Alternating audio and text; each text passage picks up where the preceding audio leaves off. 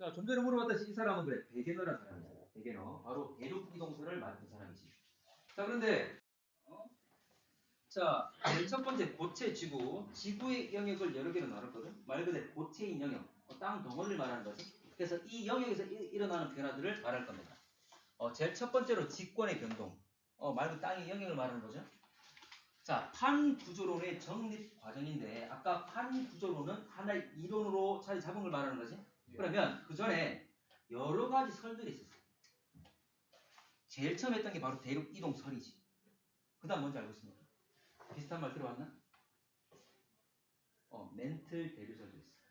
그리고 해저 확장설. 마지막으로 판구조론. 이렇게 이론으로 자리 잡았습니다. 물론 그 사이사이에 여러 가지 내용들이 있을 수 있지만 대표적으로 그리고 좀 중요시 여겼던 내용들이 이 내용들입니다. 자, 그래서 요게 문제로 잘 나옵니다. 요 순서 네 가지 꼭 기억하셔야 돼요. 대륙 이동설, 멘틀 대류설, 해저 확장, 판구조. 왜냐면 여기에 네모, 자, 대륙 이동설, 멘틀 대류설 띄워놓고 또는 해저 확장설 띄워놓고 여기에 들어갈 것에 대해서 물어보는 이런 문제가 많아요. 그래서 이 순서를 좀 기억하셔야 된다는 거지. 자, 그러면 대륙 이동설부터 한번 해보겠습니다. 자, 여기서 중요한 것은 대륙 이동설과 해저 확장설 이 두 개가 좀 중요한 거예요. 멘틀 대류설은 그렇게 물을 게 많지 않고 판 구조로는 저 뒤에 가서 판의 경계에 대해서 좀 이야기 좀 할 거예요. 앞번 교육 과정에서는 판 구조론, 판의 경계 반드시 한 문제 이상 나왔어. 지금 좀 그렇지 않아요. 그러니까 지금은 대륙 이동설과 해저 확장설 잘 기억하셔야 되는데, 자, 대륙 이동설은 좀 전에 베게너가 이야기했다고 했습니다. 자, 아마 들어봤을 거예요. 판계하라. 기억납니까? 네. 자, 판이란 말은 모든, 계하란 말은 딱. 그래서 대륙들이 판들이 움직이다 보면 서로 부딪혀가지고 하나의 덩어리가 될 수도 있겠지. 다시 또 분리가 될 거고. 최근에 현재 붙어가지고 하나의 거대한 대륙을 이뤘던 게 바로 판계아입니다. 이게 바로 고생대, 말대. 여러분들 원래 우리가 과거의 시대를 지질시대라 부르는데 고생대보다 앞 시대를 말하죠. 성칸불야 시대. 잘 알고 있네. 중생대는 다음 되겠지. 네. 그렇지. 성칸불야 시대, 고생대, 중생대, 신생대로 가게 될 건데, 고생대 말대, 중생대로 넘어가기 전에 초대로 만들었어. 약 2.5년 전이. 자, 근데 이게 바로 초대로 판계가 될 건데, 자, 거의 다 붙어 있었단 말이야. 그리고 이 밑에 있는 게 뭐냐면 이게 바로 인도 대륙입니다. 거의 남극 부분에 있다가 이게 서서히 올라와서 지금 유라시아 대륙과 부딪히면서 히말라야 산맥을 만든 거지. 자, 그러면 판기야. 자, 끊임없이 움직이기 때문에 그 조각들이 움직이니까 붙어서 거대한 대륙도 이룰 수도 있겠지만 분리가 되겠죠? 분리가 돼서 계속 분리가 됐습니다. 중생대 때도 신생대 때도. 그래서 현재의 모습을 띄고 있는 거예요. 자, 약 2억 년 전. 실제로 약 2억 년 전이랬지만 고생대 끝이 2.5억이기 때문에 거의 그 무렵부터입니다. 그래서 중생대 초부터 계속 분리가 된 거예요. 고생대 말 판기야 만들고 중생대 초부터 분리가 이루어진 겁니다. 그래서 약 2억 년 전이라 말을 하는 거야. 중생대 시작되고 분리가 됐다는 의미에서. 자, 이 정도로 아주 알고 있으면 되고, 실제로 판기아보다 좀 더 과거에 또 거대한 대륙이 이뤘을 때를 선카멀 시대에 약 12억 년 전에 로디니아라는 것도 있었습니다. 이 정도 판기아만 잘 하시면 돼요. 자, 그러면 증거. 이게 바로 베게너가 제시했던 건데, 베게너는 원래 기후학자였거든. 자, 먼저 해안선 모양의 유사성. 해안선. 어디와 어디죠? 많이 봤을 건데. 남아메리카하고 아프리카. 자, 이거. 자, 남아메리카의 오른쪽, 동쪽 해안과 아프리카의 서쪽, 왼쪽, 서쪽 해안. 거의 유사하죠? 실제로 지금 맞지 않은 부분도 있을 거야. 그렇지만 좀 더 수심을 좀 깊게 하면, 좀 더 깊이 들어가게 되면 거의 맞아떨어집니다. 과거에 붙어 있었다 그 말이 되겠지. 자, 그래서 남아메리카 동해안과 아프리카 서해안 이 두 개의 해안선이 유사하다, 일치한다. 여기서 유사성 또는 일치 거의 같은 의미로 쓰이니까 어떤 말이 나오든 같은 의미라 생각하시면 되고, 자, 두 번째로 암석과 지질 구조의 연속성. 연속성은 다시 말하지만 일치한다는 말과 같은 의미를 써요. 두 개를 붙었을 때 거의 같기 때문에.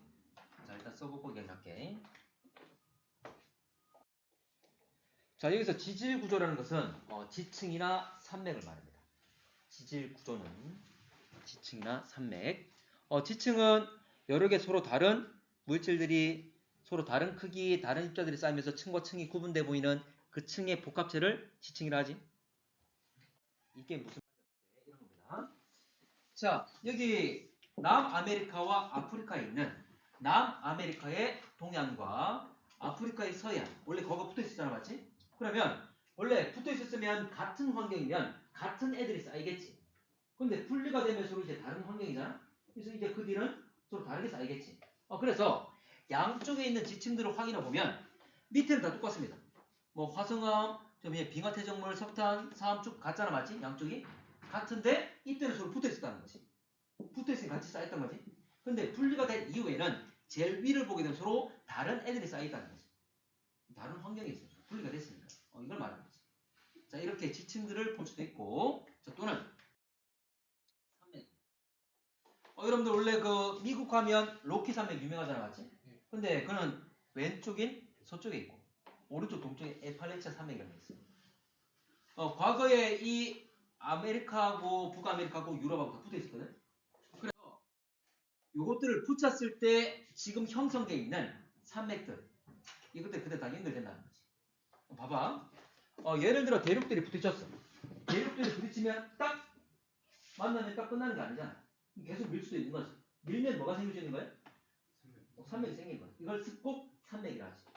이렇게 산맥을 만든 뒤에 다시 또 분리가 된 거잖아. 다시 분리된다고 이 산맥이 다시 펴지는 거야? 아니지. 산맥들이 군데군데 만들어지고 분리가 됐기 때문에 다시 대륙들을 붙이게 되면 이 산맥들 역시 연결이 된다는 거야. 그래서 미국에 있는, 그러니까 북아메리카에 있는 에팔레치아 산맥과 그리고 유럽 쪽에 있는 칼레도니아 산맥 이것들이 대륙끼리 붙였을 때 일치한다 그 말이지. 연결된다 그 말이지. 칼레도니아는 스코틀랜드 이쪽에 잘 분포하고 있습니다. 그래서 에팔레치아 산맥, 칼레도니아 산맥 이런 단어들이 나올 수가 있습니다. 그래서 이런 단어들이 나오면 이거 지질 구조, 산맥 연결성 이런 것들 의미한다는 거지.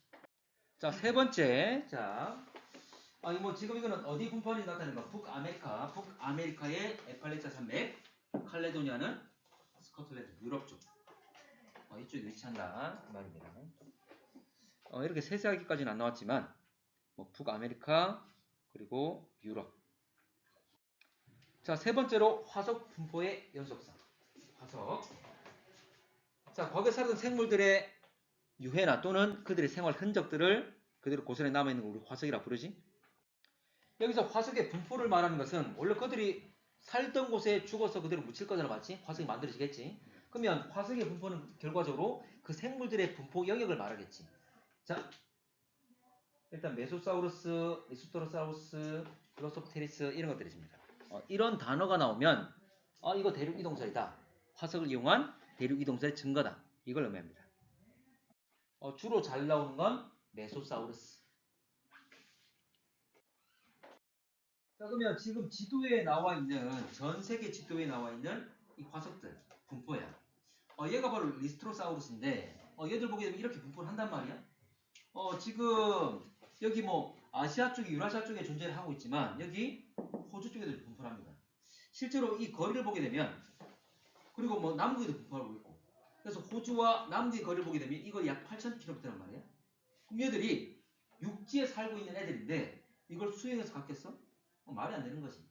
그래서 현재 호주에도 남극 부분에도 이게 나타났단 말은 과거에 붙어 있었다 그 말이 되겠지.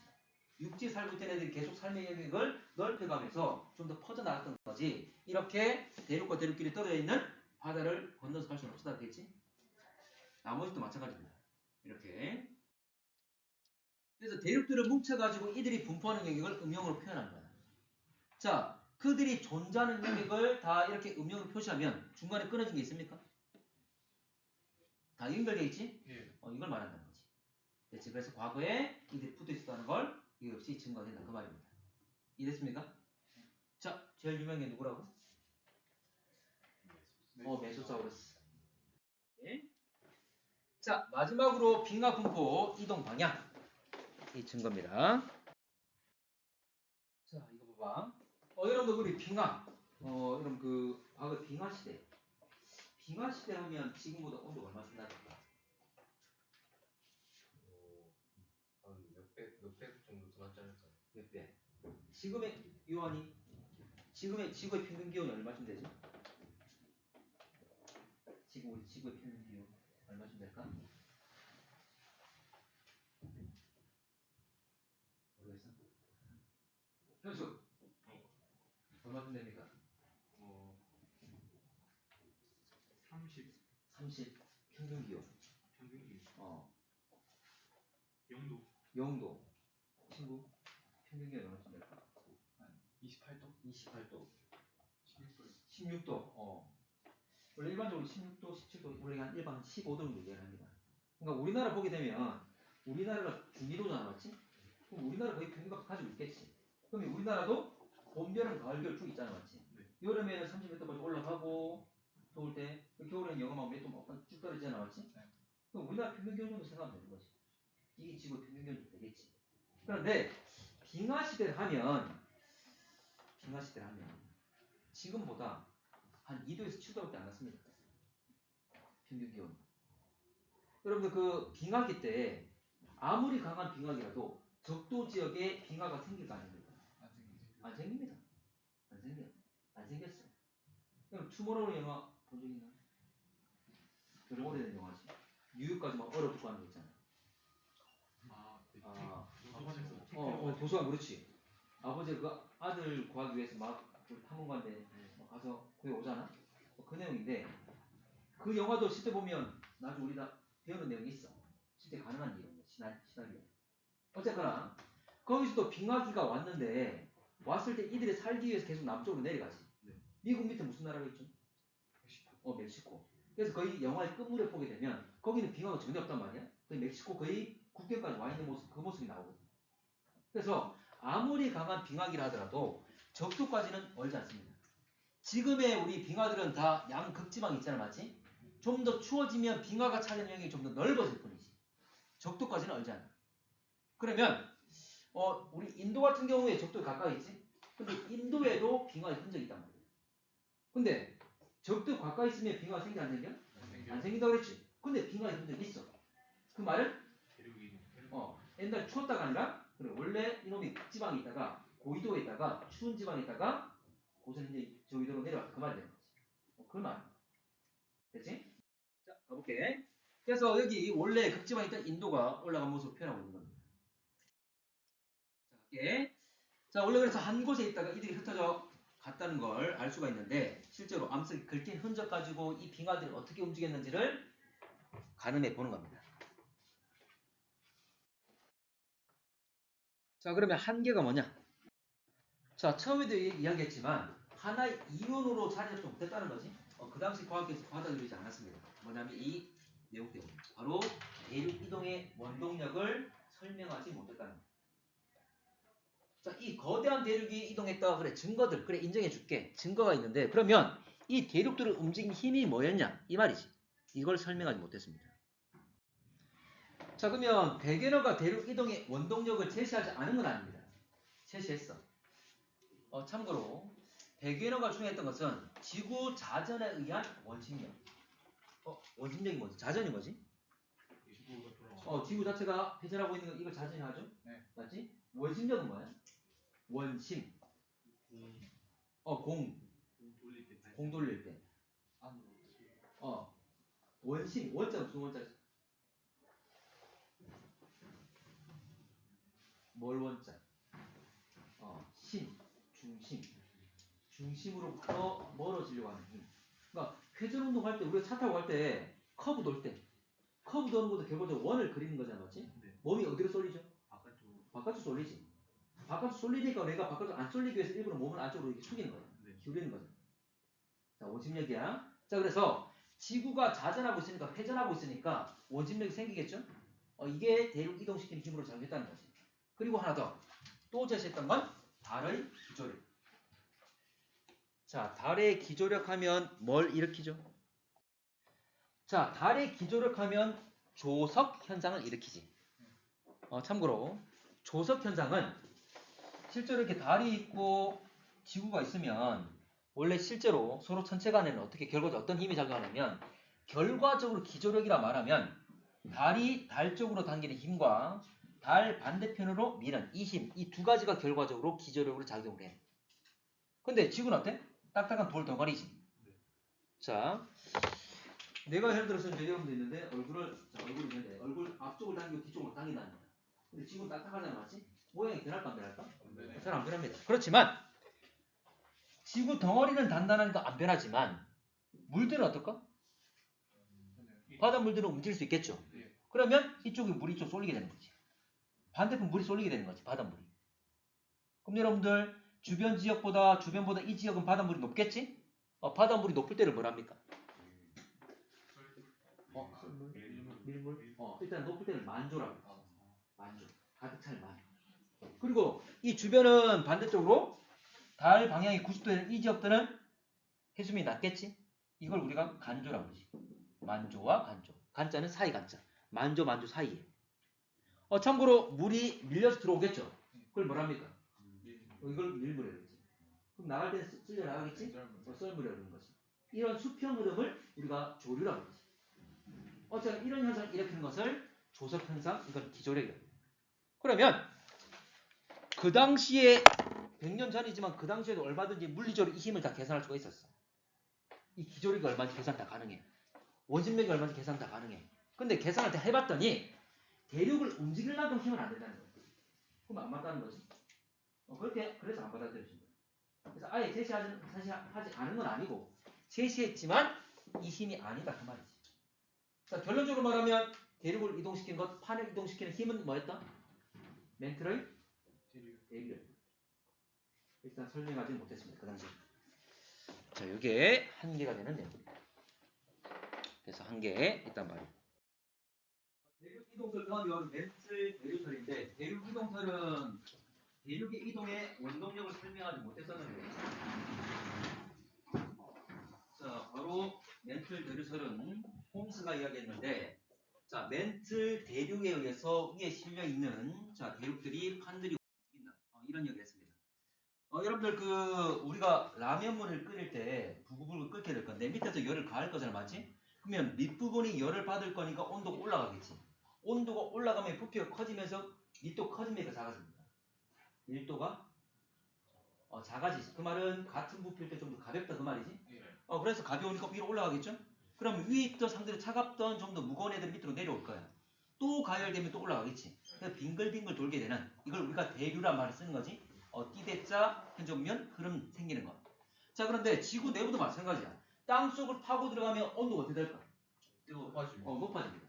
물론 우리가 몇 미터 파고 들어가면 뭐 여름 같은 경우에 지표가 덥잖아, 맞지? 그러면 동굴 들어가게 되면 시원해. 이건 지표분에 한정돼서 이야기되는 거고 계속 들어가면 온도가 계속 올라갑니다. 수천도까지 올라가. 자, 그래서 지구 내부 아래로 내려갈수록 온도가 높다. 밑에가 뜨겁다 그 말이지. 그럼 밑에가 뜨거우면 가볍다 무겁다? 정확히 말하면 밀도가 작다 가볍다 그 말이지. 그래서 올라오게 된다 그 말이에요. 그래서 지구 내부에서도 온도차 때문에 대륙가 생긴다. 그러면 그 위에 실려있는 판들이 대륙들이 함께 이동한다. 그 내용이지. 이게 바로 멘틀 대류설. 자, 그러면 멘틀 상부와 하부 결과적으로 온도차가 나는 거고 온도차 때문에 밀도차가 난다. 같은 부피라면 하나는 무겁고 하나는 가볍고 이렇게 대류가 생기다 보니까 현재 열에 의해서 온도차에 의해서 생기는 대류를 열대류라고 합니다. 어쨌거나 열대류가 생기게 되면 그 위에 실려있는 판들이 움직이는 것. 이걸 멘틀 대류설이라 합니다. 자, 멘틀 대류설은 상대적으로 중요도가 떨어져. 별로 잘 안 나와. 내용이 그렇게 많지도 않고. 자, 그러면 에너지원. 여기서 에너지원이라는 것은 열원.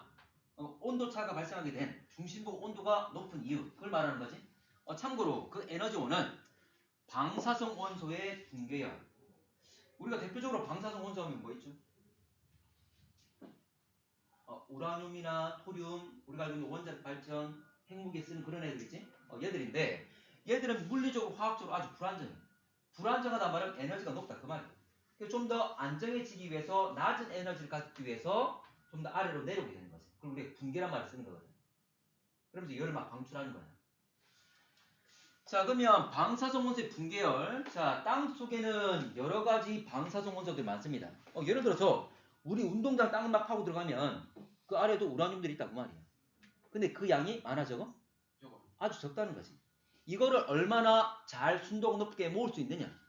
그게 중요한 거지. 그게 잘 모으면 그걸 원자력 발전에 또는 핵무기에 쓰게 되는 거지. 어쨌거나 자, 자연스레 땅속에서도 방사성원소가 붕괴되면서 계속 에너지가 나와. 자, 그리고 지구 생성 당시의 열. 여러분들 아마 1학년 때 배웠을 건데 지구가 생성되는 과정 기억납니까? 네. 우리 태양계가 만들어진 과정. 기억나지? 한번 갖다 놔볼게. 자, 이거는 지구 중심부의 열이라고 생각해도 상관없어. 이거 좀 다시 한번 설명을 좀 하겠습니다. 별거 없습니다. 어쨌거나 에너지원, 어쨌거나 지구 중심, 지구 내부가 바깥쪽보다 좀 더 온도가 높은 열이 많은 이유. 그걸 말합니다. 자, 원래 별이 만들어진 거. 우리 지구에 가장 가까운 별이 실제 태양이잖아, 맞지? 스스로 에너지를 만들어서 빛을 내고 있는 애들. 근데 이 별은 어떻게 만들어졌냐면 거대한 성운. 좀 더 우주 공간보다는 좀 더 티끌이나 가스들이 많이 모여서 구름처럼 보이는 애들. 이들이 뭉쳐가지고 별이 되는 거거든요. 그러면 이들이 뭉쳐가지고 먼저 중심부에 태양을 만들고 주변에 현존면 주변에 군데군데 행성들을 만들게 되는 거지. 자, 그런데 자, 원래는 지금 우리가 알고 있는 수금지와 목토천에 이런 애들이 바로 만들어진 게 아니라 처음에는 원래는 태양이 중심부에 있다면 작은 행성들이 먼저 만들어졌어요. 아주 작은 행성들이. 다시 이 작은 행성들이 뭉쳐가지고 지금의 행성이 된 거예요. 그러면 우리 지구가 만들어질 때 먼저 작은 미행성들, 이걸 미행성이라는데 그들이 뭉쳤겠지? 그럼 서로 부딪히면서 뭉칠 거잖아? 그럼 부딪히면 뭐가 발생합니까? 열. 그들 다 녹아 있었어. 지구 전체가 다 녹아 있는 상태였다는 거지. 근데 이 미행성들이 무한정 있는 게 아니잖아, 맞지? 그럼 어느 정도 시간 지나면 더 이상 충돌하지 않겠지? 열 발생되지 않겠지? 그럼 어떻게 될까? 식겠지. 식으면서 먼저 중심부부터 식습니까? 아니면 겉부분부터 식습니까? 겉부분. 그래, 겉부분 먼저 식어서 딱딱해진 거지. 근데 아직 중심부는 다 안 식었지? 네. 계속 식어가는 과정이야. 중심부는 아직 안 식었지만 겉부분 먼저 다 식어 있는 상태가 되는 거지. 됐나? 자, 이렇게 계속 식는단 말은 열을 뭐 하는 겁니까? 흡수하는 겁니까? 방출하는 겁니까? 방출하고 있는 거지. 계속 조금씩 열이 나오는 거야, 바깥으로. 지금 그 상태가 되는 거지. 그치? 그래서 이거 쭉 설명을 했습니다. 좀 전에.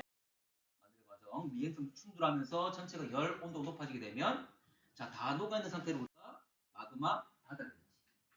이것들 식어서 바깥에 지각이 형성되고 나중에 또 비가 많이 내리면서 바다가 형성된 거잖아. 그까지 몰라도 돼. 이거는. 자, 이렇게 내부의 온도 차이, 이런 열 때문에 온도차가 나게 된 거고 결과적으로 멘틀 대류가 일어났다 그 말이야. 자, 한계. 결과적으로 이거 자, 당시에 지금 보게 되면 1928년이에요. 이 당시에 지구 내부에 멘틀 대류가 일어나고 있는 모습을 확인할 수 있는 기술이 없었습니다. 설명할까? 적고 할까? 자, 이 역시 말은 그럴듯한데 현재 이걸 확인할 수 있는 방법이 없었다는 거지. 참고로 우리가 지금까지 땅을 파서 깊이 들어간 게 얼마쯤 될까?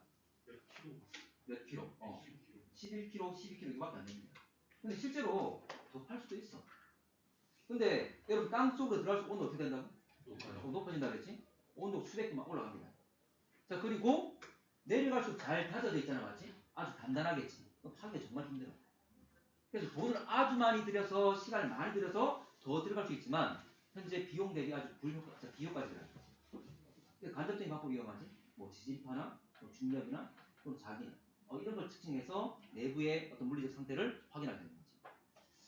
자, 이 당시에는 더 그랬겠죠? 들어가서 확인할 수가 없었습니다. 자, 현재도 직접 관측하지 않습니다. 아까 간접적인 방법을 이용한다고 했지? 그리고 대륙들이 이동하는 거는 여러 가지 방법들을 이용할 수도 있겠지만 우리가 인공위성 띄워가지고 대륙들이 어떻게 이동되고 있는지를 지금 확인하고 있어. 그렇지? 자, 그 당시는 현재 해당이 안 되겠지? 결과적으로 멘틀 대류가 일어나고 있다는 것, 멘틀 대류 증거들을 제시하지 못했습니다. 그래서 이론은 있지만 내용은 있지만 그 증거를 제대로 제시하지 못했다. 당시 관측할 수 있는 탐사 기술이 없었기 때문에.